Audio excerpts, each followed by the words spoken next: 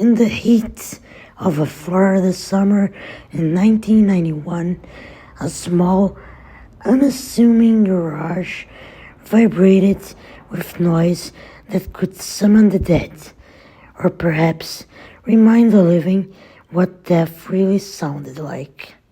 Inside, 4 men huddled among cables, amps, and the verve of creative obsession. This was death, but not the end. They were the band that even defined what death metal was.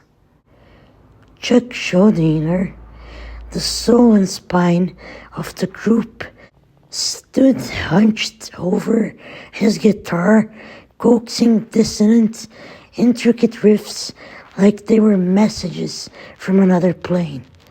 To Chuck, music was an escape. It was confrontation. Every note was a reckoning. This time, though, it was different. The new album was called Human, not Death or something obvious. Human was raw nerve and soul. It wasn't about dying. It was about living in a body that betrayed you, thinking thoughts that splintered under pressure, and surviving the alienation of being too aware. Human was an amazing album and still is.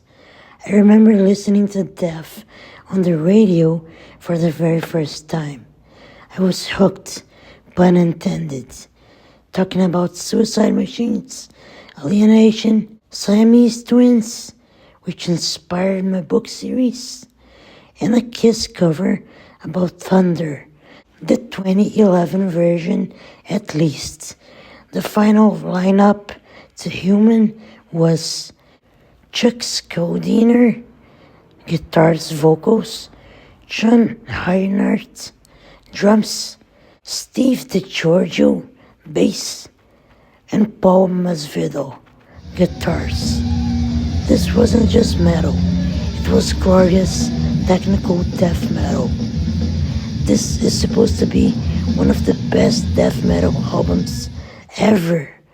By the time the final mix of the album was done, Chuck stepped outside alone under the red of a Florida sunset, nervous, but just under the weight of making something that mattered and allowed him to deal with mortality.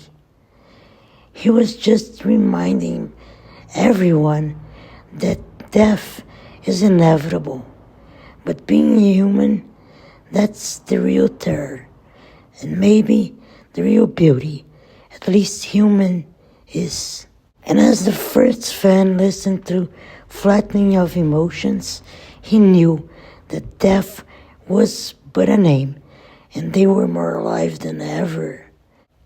But there was something which jolted Chuck, Steve, and Sean to their very bones. When they were in Coconut Grove, Miami, and the worst happened. They were around the area next to Chuck's mom, and they spotted some blinking lights. They found a man and a woman which would not survive this sad story. The motorbike was wrecked, and Chuck would not shut up about it. They were all shocked, and the energy needed to come out. The release for this tragedy was Human, of course, and without the incident, I doubt that the album would be so awesome. Rest in peace, the poor souls who died. In the end, Chuck died of a brain tumor. Rest in peace, Chuck. Death is awesome.